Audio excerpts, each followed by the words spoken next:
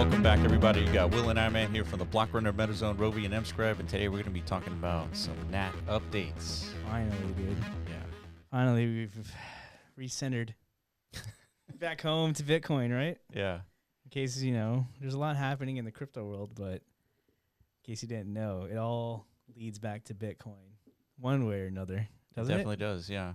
Seems to be that's the case, right? Yeah, so yesterday we had a Twitter space with the community, and we shared some updates on the NAT token, and we thought it made sense to do a video and also do the same thing here and go into a little bit more detail and kind of showcase what that actually looks like. Yeah, but I think first to our uninformed viewers, I think if you can, some sort of elevator pitch as to what the hell are you talking about when it comes to a NAT token? What do you mean? Yeah. What is that? What's a NAT?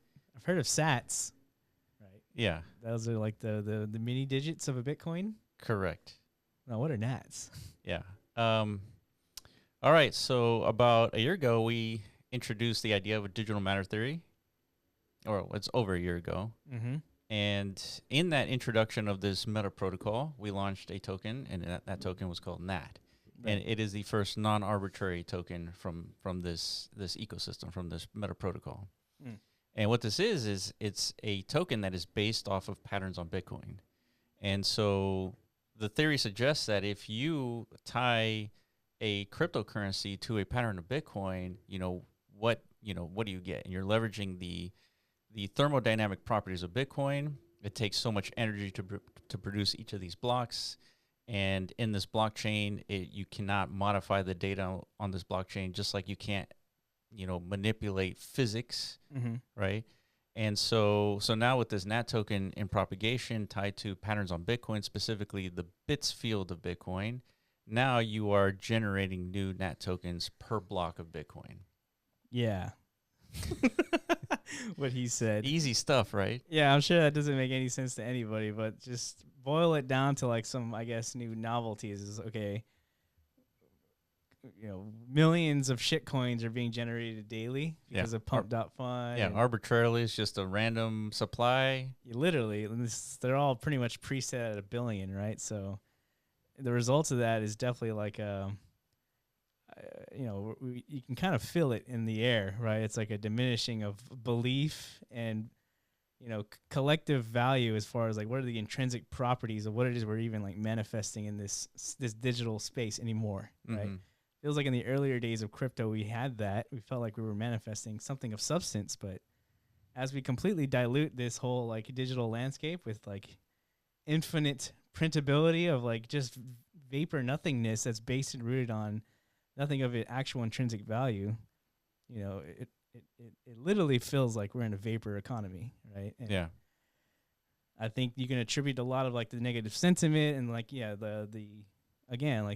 the erosion of belief in what this crypto economy can represent. Mm-hmm. It's the pillars of that is rooted in this arbitrary creation manifestation scheme that we call digital currencies.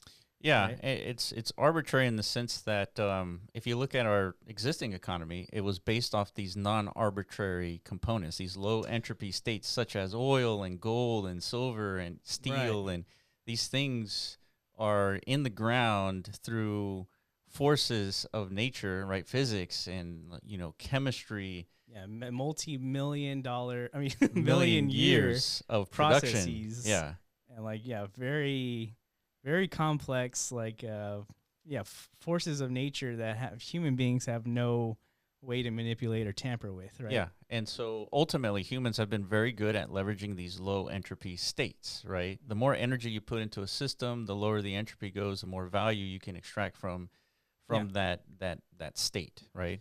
And so what are we doing today? We're putting a ton of energy into this network called Bitcoin, and it's creating this blockchain, which is a low entropy state. And what are we doing as humans? We're leveraging low entropy states in the form of digital matter theory framework. Yeah, so that's what we mean by now, the issuance of digital assets, digital substance, whatever you want to categorize this as, has a little bit more of like an intrinsic property value component to it, as opposed to something arbitrarily just spun out of thin air, right? So like let's leverage the superpower mechanism of Bitcoin itself, that it is aggregating this massive amount of energy, and like, let's put it to use, because it is immutably producing something of new value, which is that data substrate layer. That is that unbreakable force, in the same parallel sense, like physics in nature is unbreakable. Right? Yeah. And like a lot of our value systems here on Earth are underpinned by that reality, right? That's so right. In the digital verse, we need like a parallel mechanism to what we've experienced here on Earth. Mm-hmm. Right? Yeah. So that's the thesis of DMT. So NAT was the first like token created under these principles, right? Yeah. Yeah. And so it was cool. I mean, you guys should have been there. That's pretty cool. Yeah. We were like hardly there because we were sick when all this was happening. Correct. But yeah, it was a cool 7 days, I'm sure. Yeah, and ultimately it was a function of people selecting blocks to a certain extent, or adding JSON to Bitcoin, essentially through all the blocks of Bitcoin. And so within 7 days, people claimed all the blocks on Bitcoin. Yeah, which is massive. It was quite the effort. 20,000 people or so had to like put in the brunt work of like, verifying that they weren't, copying the same JSON as somebody else who claimed it first. Right. So it's quite the spectacle. But here we are a year later. So one thing we keep forgetting to add is that this is a completely free and fair token. That's right. There's no VC supply. Correct. There's no team supply. Yeah. There's not even like a supply for liquidity provisioning. Right. So this all 100% of the tokens are completely and freely and fairly distributed to the current holders, which are roughly 23,000 of them. Yeah. But so then what do we do with the new NATs that are produced every block? Yeah. So that's the update, and hence the reason why we're making this video. Okay. So give them the update, dude. All right. So the update is we postulate is like, okay, so NAT is being produced every 10 minutes. Mm-hmm. And right now there's like a bot claiming all the latest NATs. And so there's like one entity claiming all the future NATs, right? Yeah, which is a problem. If you just let that like exacerbate over time, I mean, you have quite the hyper concentration of supply, and then now you essentially ruin the prospects of this being anything of value. Yeah. So that presented an issue for the NAT token. And you know what other token out there has an issue? What? Bitcoin. Oh yeah, big ones. Yeah. But it doesn't seem like it because it's like crushing it on the charts. Yeah, right? correct. So Bitcoin's worth obviously $2 trillion. And if you were paying attention to Bitcoin the last couple of weeks, all of a sudden there were no transactions on this $2 trillion network.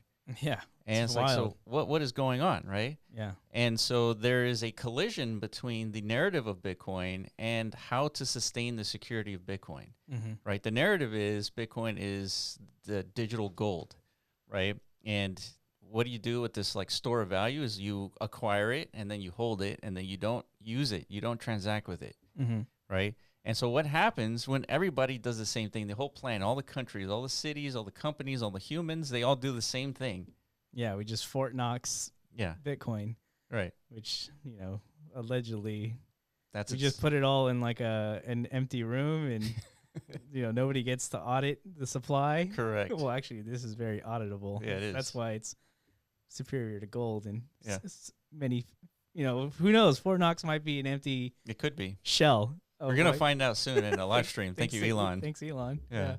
So now we have this idea of where Bitcoin has this like conflicting narrative, and it's like, well, why don't we just direct future NAT tokens to whoever mines the next block of Bitcoin? Because in 2140, there's no more subsidy of Bitcoin. Yeah. But there's still going to be blocks added to Bitcoin.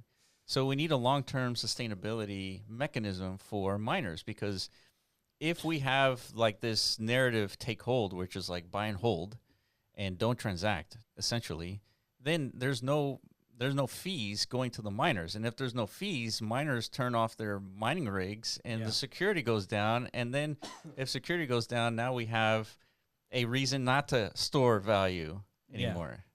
Yeah, that pretty much boils it down. So there's a lot of like alignments here because, the DMT protocol itself and is not like an exclusive mechanism just to produce NATs, right? There's a whole class of assets that can be manifested leveraging this same data substrate layer of Bitcoin. We've seen them with NAT cats, royals, different like non-fungible creations. Yeah. And we can have an endless array of different applications and use cases, just like you have for arbitrary tokens, right? Yeah, correct. So like this security issue is highly important, right? If we're going to build anything of substance on top of Bitcoin leveraging DMT, we need to ensure that Bitcoin's like big dilemmas are addressed. And if we can figure out a way to reciprocate like the value that's being created within the DMT ecosystem back to the miners that secure the network. Yeah, it's like that is the flywheel we're trying to kind of like implement here, where DMT, as an ecosystem grows alongside Bitcoin, and they're symbiotic in a sense. Yeah. Right. Yeah. So all that has been encapsulated in a 100-second video that I'll link in the description below. But definitely watch this. We've shared it in the past before. TAP protocol, instrumental to the infrastructure and design of DMT. Yeah, 100%. And thanks to these guys, they created this really cool video. There's going to be another one coming out pretty soon to describe the mechanisms of the NAT token itself and the redirect. So stay tuned for that, which will be coming out in the next 10 days or so. But now we're going to be redirecting the NAT tokens instead of some bot just like claiming all of them, right? We're going to direct that to whoever mines the next block of Bitcoin. Yeah. So what does that look like? So if you guys seen mempool.space, kind of looks like this. And so this is natgmi.com. And we're going to be showing how that looks to the miners, right? So essentially, like for example, right now, the current block was mined by Ampool. You click on that. And then you see how much NAT tokens have been historically mined by NatPool, right? And so right now, the NAT redirect is not live yet, right? Right. It's not live yet. But once it goes live, it'll look like this. And so what you're seeing here are our test values that we kind of turned on for like the sort of like the test net to make sure everything works. Correct. And so we've been running this for the last couple of days. And so far, Ampool has mined 32 billion NAT tokens. And so if you guys want a little bit more detail as to the value of this amount of NAT tokens per block is tied to the value of the bits field for that block. Which is a dynamic value, right? Yeah. So if you scroll down here, so this site, you can kind of learn more about NAT tokens here. natgmi.com. natgmi. Yeah. And what's interesting about the NAT token is that as security increases, meaning hash power increases, the value of the NAT or the numeric amount of NAT tokens goes down. Right. And so there's an inverse relationship. As security goes up, the number of NAT tokens emitted goes down. Because that bits value itself gets smaller. Yeah. So like literally look it up, blockchain.com or whatever, right? Look up Bitcoin. It gives you all the different block information. Find the bits value. Yeah. You can go look at block one down to like the current day block. You'll see that relationship between those blocks. Block one starts at 430 million, give or take, the value of the bits field. And then block 880,000 is essentially this number right here. Yeah, that's where we're at today. 386 million. So over time, that number will decrease, right? So yeah, that is. So this is an interesting thing because this isn't like programmed into a smart contract. This is leveraging an already existing property within Bitcoin itself. As like this is the token logic that is like calculating and determining this emission of this new token supply. The word property is such a powerful term. It's so powerful that Microsoft discovered a new particle called Majorana, and it has a property that allows them to build 1 million qubits into a chip, right? That property they're leveraging to create a super massive or powerful computer, right? Quantum computer. But nonetheless, right, Bitcoin has similar properties that you can take advantage of, and we're showcasing one of those advantages is that there's an inverse relationship between the security and the number of NAT tokens being emitted. So what is a market cap of something as cool as this, Iman? Just a cool 5 million, dude. 5 million.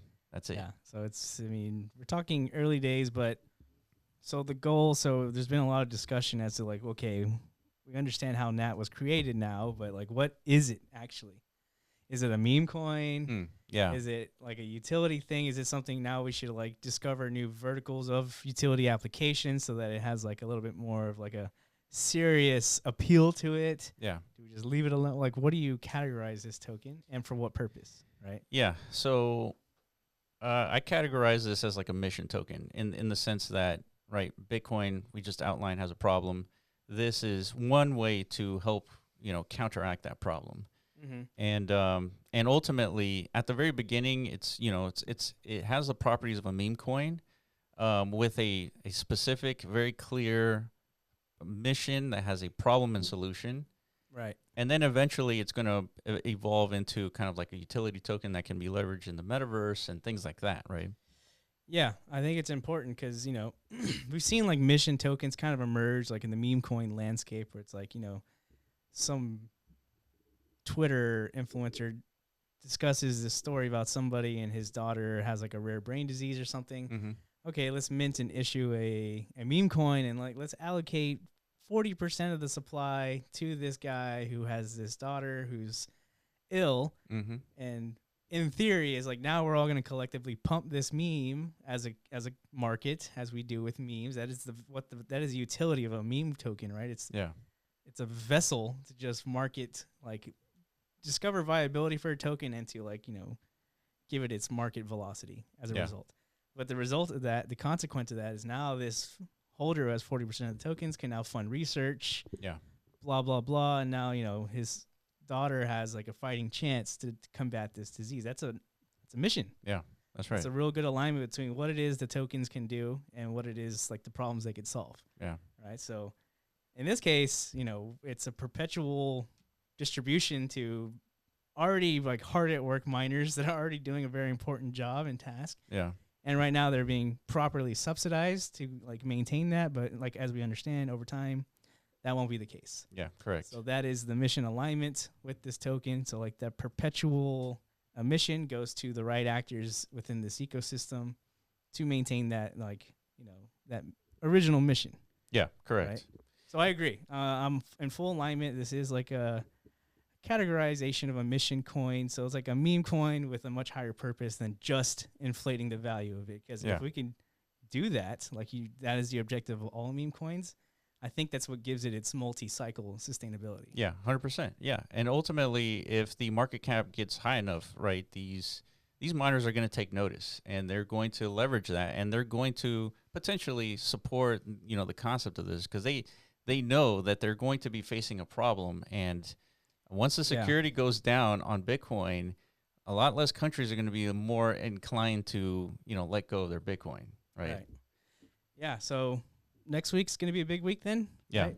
Yeah, so this is all going down roughly next week. And so through Tap and Benny and the team, they're going to be pushing this update sometime next week. And then since, we deployed this token, I have to create a child inscription to actually enable this, like, redirect to occur. And I think we're going to be doing this live on a Twitter space hosted by Matt Boyley and Joe. Cool. All right, definitely want you guys to be part of that. I mean, we think this is a pretty significant, it's definitely a significant point in our personal timelines. Like, we've been contributing to this crypto space for 6 years now. Yeah. And this is definitely our like biggest contribution to the Bitcoin ecosystem as far as we can imagine. We figured DMT was our biggest contribution, but adding a second viable subsidy to Bitcoin itself, I think is as big of an accomplishment we could have like put together. Right? Yeah, this is a big contribution. This is the best we can do. Yeah, and again, big shout outs to the Track and Tap team, Benny, the GOAT. Without him, we wouldn't have any mechanism to even like do this because, the rest of the broader Bitcoin ecosystem still like trying to discover their like vectors of programmability and like sustainment to their token protocols. Benny figured these core issues out over a year ago. Many moons ago. Yeah, and we've been putting it into full application ever since. And like now, this is like as strong of an application to like a programmable meta protocol in existence. Yeah, right? I couldn't agree more. Yeah, DMT is like the most unique thing happening on Bitcoin. So All right, that's it for us. I appreciate you guys for watching. Also, if you have any questions about the NAT token, please let us know in the comment section below. Specifically, how to buy it. Yeah, how to buy it. It's on the website, natgmi.com. Taproot Swap, which is a DEX on Bitcoin, first time ever. Built by the Track Tap team. Right. SuperX, an exchange, Ordinal's wallet, and SatX. So those are the places you can. So yeah, part of the mission here moving forward is to get this token onto more purchasable domains, right? And to existing ones to supply that with more liquidity so that, you know, the token has more velocity and market viability, just like we talk about, right? Yeah. That is like the killer use case of a meme coin. So we need to, as a community, as an ecosystem, whatever, kind of really band together to strengthen this token over time so it performs like a typical meme coin would. Yeah, and the ultimate outcome for something like this, it requires a network effect, right? We need people to align with this mission. Yeah, there's not like a VC we can go and knock at their door and say, hey, we need a couple $1,000,000 so we can stuff it in a suitcase and deliver it to CZ. Correct. Can't do that. Yeah. That's how most other tokens do it, you know? Or like they'll like dump on their initial token holders somehow because they like bubble charted their way to like a large supply, and then it's like, oh, now we just manifested millions. We can give it to CZ. This thing gets listed, right? None of that can happen in this case, right? So this is going to be a much more of a challenge, right? Much more organic ground roots, like grassroots approach to like an actual meme token. Yeah, but it's something we're committed to solving like over the coming years for sure. Yeah. All right.